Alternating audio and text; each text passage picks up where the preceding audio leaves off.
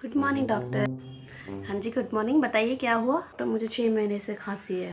सूखी खांसी आ रही है, बलगम वाली? हाँ, बलगम वाली है। अच्छा, और गले में भी दर्द है? और मेरी पूरी रिब्स में बहुत दर्द हो रहा है। ठीक है, मैंने आपके लिए दवाइयाँ लिख दी, आप ये दवाई बाहर से ले लीजिए। डॉक्टर, मैंने दवाई खा रखी है, मुझे अब फ़र्क नहीं पड़ा इससे, आप दूसरी दवाई दे दीजिए।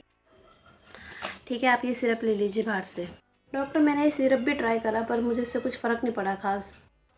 ठीक है, मैं आपके लिए स्टीम लिख रही हूँ, एक टाइम सुबह एक टाइम रात में, और ज़्यादा खांसी हुई तो आप दिन में भी ले सकते हो।